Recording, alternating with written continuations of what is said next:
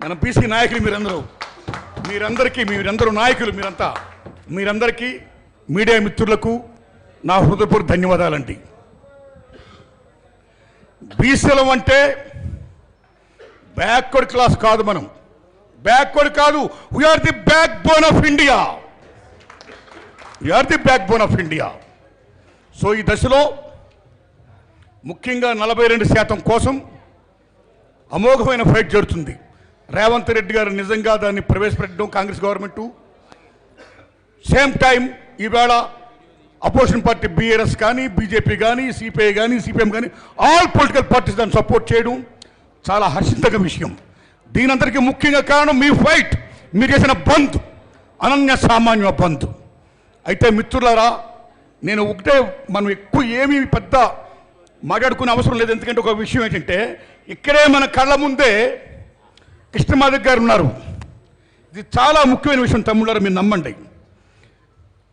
Lenin మహాశయుడు ఏమంటాడంటే, ఏ మనిషి అయినా గొప్పవాడు కావాలన్నా, ఏ ఉద్యమమైనా సక్సెస్ కావాలన్నా, ఎవరికైనా సరే German and Japan's dedication, American skill, Christian zeal, above all Bolshevik spirit ఉండాలంటాడు ఆయన లెనిన్ మహాశయుడు. సో అయ్యా మాట్లాడకండి ప్లీజ్, బోల్షిక్ స్పిరిట్ ఉండాలంటాడు లెనిన్ మహాశయుడు. అంటే ఏదైనా సక్సెస్ కావాలంటే, ఉదాహరణకి నేను ఒక ఎన్నికల్లో పోటీకి నిలబడ్డా, ఆ మీటింగ్కి వెళ్ళాలంటే 1,00,000 మంది వస్తే నేను మీటింగ్కి వెళ్ళను, డబ్బులు అలాగ ఇచ్చా. ఆ పార్టీ వాడు కూడా, మా శ్రీనివాస్ గౌడ్ గారు కూడా ఆయన పార్టీ నిలబడ్డాడు. ఆయన నీకు ₹1,00,000 ఇస్తున్నా, మన పార్టీకి వాళ్ళ బ్రహ్మాండంగా జనం రావాలి, 1,00,000 మంది రావాలి, నేను స్పీచ్ మాట్లాడాలంటాడు ఆయన. తేరా మాస ఎన్నికల రంగంలో దిగిన తర్వాత ఆయన మీటింగ్కి జనం ఎవరు రాలా, జస్ట్ 1000 మంది వచ్చారు. నా మీటింగ్కి జనం ఎవరు రాలా, జస్ట్ 500 మంది వచ్చారు.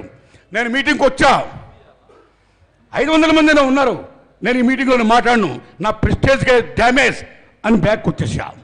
సార్కి వెళ్ళాడు, సార్ వస్తే నాకు వచ్చింది 1000 మందినా, నేనేంటి, నా లెవెల్ ఏంటి, నా స్థాయి ఏంటి, ఎంత నేను కోర్టుకు వచ్చి పెట్టాను, ఈ మీటింగ్ నేను కూడా రాను, నా స్థాయి పోతుందని ఆయన వెళ్ళిపోయాడు.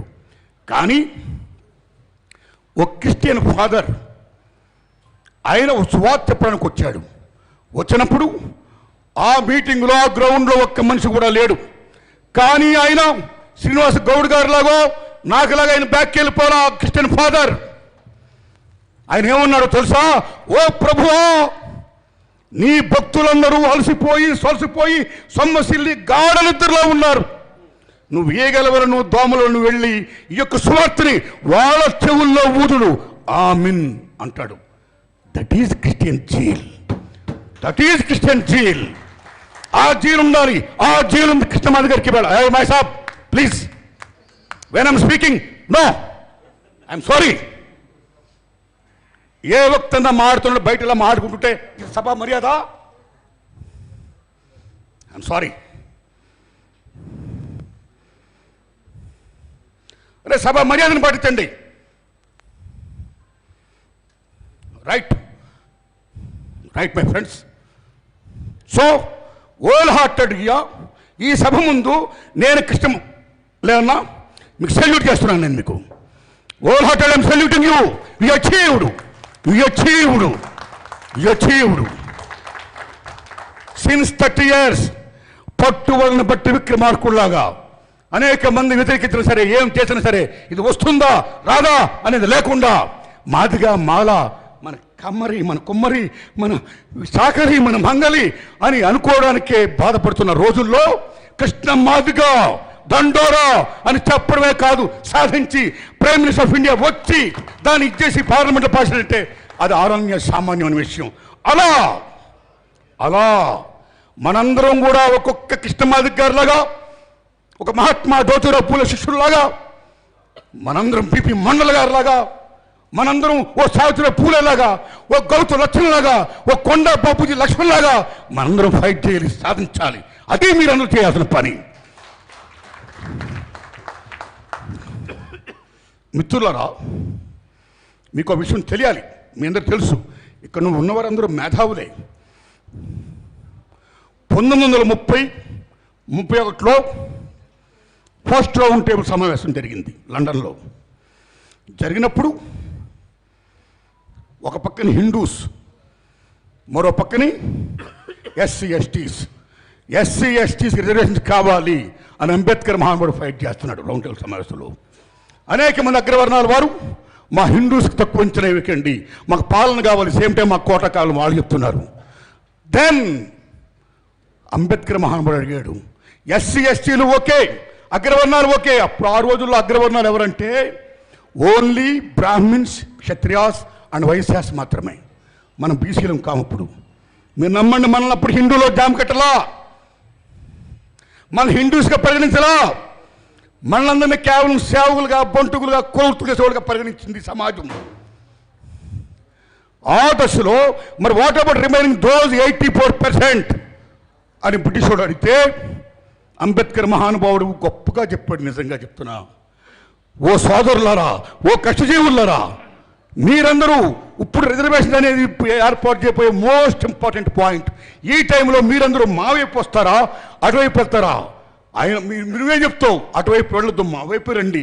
మన బీసీలని, మన ఎస్సీలని, మన ఎస్టీలని, మనందరి హక్కుల కోసం, మన బడుగు బలహీన వర్గాల కోసం, మన రైట్స్ కోసం, మన రిజర్వేషన్ కోసం ఫైట్ చేస్తా ఉన్నాడు అంబేద్కర్ మహానుభావుడు.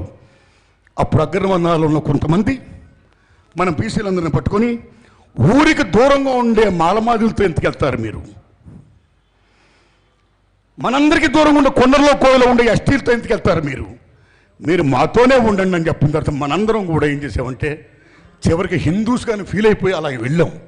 కానీ ఆనాడే we lost our chance, that reservation chance. Ambedkar కన్నీళ్ళు పెట్టుకున్నాడు, ఏడ్చారు. This is actual what happened 37-31లో. తర్వాత స్వతంత్రం వచ్చింది. 1953లో ప్రప్రదంగా జవహర్లాల్ నెహ్రూ గారు కలెక్టర్ గారి నాయకత్వంలో మండల్ కమిషనర్ బీసీ కమిషన్ ఏర్పాటు చేశాడు. ఆయన బీసీ కమిషన్ ఏర్పాటు చేసినప్పుడు మీరు నమ్మండి, మనకి రిజర్వేషన్ కోసం ఒక కలెక్టర్ గారు ఫైట్ చేస్తున్నప్పుడు మైసూర్లో MR Balaji versus Mysore government కోర్టుకు వెళ్ళింది కేసు. ప్రతిదీ ఇప్పటికే ఎస్సీలకి ఇంత శాతం ఉంది, ఎస్టీలకి ఇంత శాతం ఉంది, బీసీలు కూడా మీరు రిజర్వేషన్ ఇస్తే మా అగ్రవర్ణాలు ఏమైపోతాం, మా ప్రతిభ ఏమైపోతుంది అని గోల పెడితే సుప్రీంకోర్టు 50% మించి వెళ్ళకూడదని చెప్పింది. అలా చెప్పింది కానీ సుప్రీంకోర్టు చెప్పిందే ఓకే.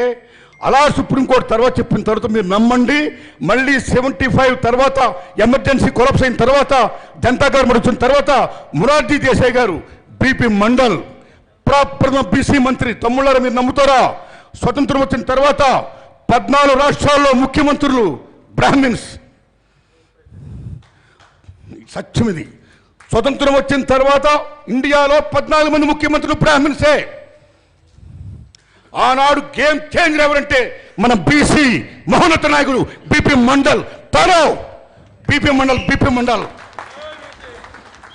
ఏ మహాత్మా జ్యోతిరావు పూలే విగ్రహం ఇలా పెట్టుకుని పూజిస్తున్నామో అలా బీపీ మండల్ గారి విగ్రహం కూడా ఈ పక్కన పెట్టి పూజించాలి. అంత గొప్పవాడు బీపీ మండల్. నా హంబుల్ రిక్వెస్ట్, బీపీ మండల్కి అంత స్థానం మనం ఇవ్వాలి. Is a game changer. బీసీల హక్కుల కోసం అమోఘంగా ఫైట్ చేసిన మహనీయుడు బీపీ మండల్ కమిషన్ ఏర్పాటు చేశారు మొరార్జీ దేశాయ్ గారి నాయకత్వంలో. జనతా గవర్నమెంట్ పోయింది. మండల్ కమిషన్ అప్పుడు ఎంత సిఫార్సు చేసినా సరే ఆ ఇంప్లిమెంట్ కాలా. ఆ రోజుల్లో మనం చెప్పుకోవాల్సిన గొప్ప వ్యక్తి ఎవరంటే కొండా లక్ష్మణ్ బాపూజీ. ఏదన్నా అయ్యయ్యా పెద్దలు, ఆయన ఓ బీఆర్ఎస్ పార్టీ నాయకుడా, ఏ పార్టీ నాయకుడు పక్కనట్టండి, మాననీయ ఉన్న మహోన్నత నాయకుడు, మన బీసీ నాయకుడు శ్రీ మధుసూదనాచారి గారిని ఏం చేయమని కోరుతున్నాం. సో మై డియర్ ఫ్రెండ్స్, రండి సార్.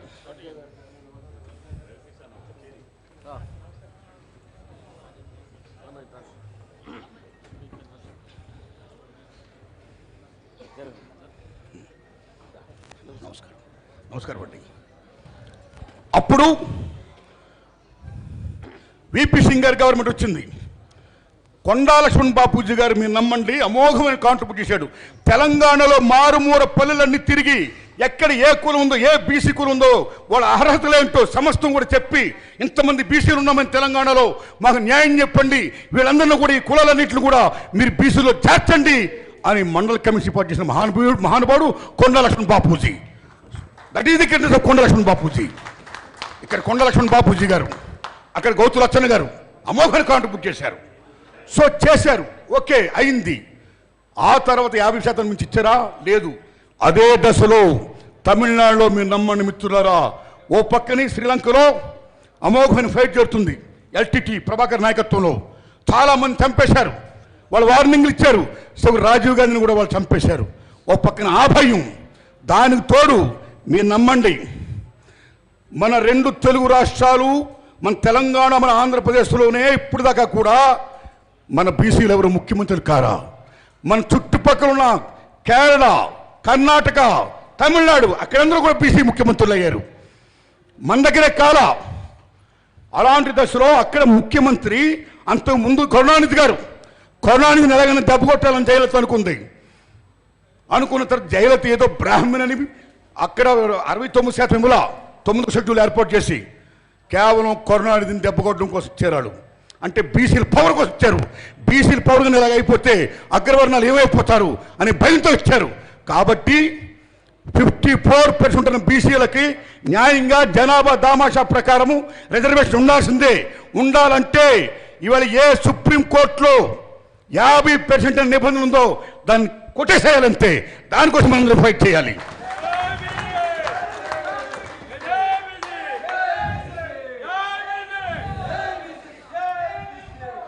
తమ్ముళ్ళారా, ఏ ఫైటు చేయకుండా, ఏ నిరాహార దీక్షలు చేయకుండా, ఏ బంధువులు జరపకుండా అగ్రవర్ణాల వారికి ఏం వచ్చేసిందని నరేంద్ర మోడీ గారు బీజేపీ గవర్నమెంట్ ఎకనామికలీ బ్యాక్వర్డ్స్కి 10% వచ్చేసింది. 50% అన్న నువ్వు ఈ సుప్రీంకోర్టు మాటని నువ్వు కాదని ఆ 50% పెంచేవే, 10% పెంచావు, 60కి వెళ్ళేవే. అప్పుడేమైపోయింది? మనం మా బీసీకి అలాగ ఇవ్వలేవా? నువ్వు ఎందుకు ఇవ్వలేవు మా బీసీకి అలాగా? తమిళనాడులో 16% ఇచ్చేవే, మాకెందుకు ఇవ్వవు? కాబట్టి ఇప్పుడు మిమ్మల్ని అందరినీ ఒకటే విజ్ఞప్తి చేస్తున్నా, దయించి ఇమ్మీడియట్గా 50% నుంచి ఇవ్వకూడదని సుప్రీంకోర్టు తీర్పుకి వ్యతిరేకంగా ది సేమ్ టైం మా బీసీలకు జనాభా దామాషా ప్రకారం మా రిజర్వేషన్ మాకు ఎంత కావాలో అంత ఇచ్చేటట్టుగా ఇమ్మీడియట్గా 42% రిజర్వేషన్ ఇంప్లిమెంట్ చేయాల్సిందిగా నేను విజ్ఞప్తి చేస్తూ, ఆ దశలో భాగంగా నరేంద్ర మోడీ గారు మందా కృష్ణమాధవ్ గారు చేసిన మహోన్నత ఉద్యమానికి స్పందించి వచ్చి అభిమిచ్చి పార్లమెంట్లో బిల్ పాస్ చేసినట్టుగానే మా బీసీల 42% కూడా ఇమ్మీడియట్గా కేంద్రం బిల్ పాస్ చేయాలి. సేమ్ టైం రేవంత్ రెడ్డి గారిని విజ్ఞప్తి చేస్తున్నా, మీరు బిల్లు ప్రవేశపెట్టారు, సెల్యూట్, ఓకే. కానీ ఢిల్లీ వెళ్ళండి, అందరు నాయకులు తీసుకుని వెళ్ళండి, మొత్తం పార్లమెంట్ స్తంభింపు చేయండి, సాధించండి. అలాగే నరేంద్ర మోడీ గారిని విజ్ఞప్తి చేస్తున్నా, అయ్యా ఈటెల రాజేందర్ గారు ఉన్నారు, అనేక మంది బీజేపీ ఎంపీలు ఉన్నారు, బండి సంజయ్ గారు ఉన్నారు, కిషన్ రెడ్డి గారు ఉన్నారు, మీరందరూ మంత్రులు, నాయకులు, మీరందరూ బీసీల రైట్స్ని ఇమ్మీడియట్గా నరేంద్ర మోడీతో పార్లమెంట్లో ఓకే చేయించండి, లేదా రాజీనామా చేయండి.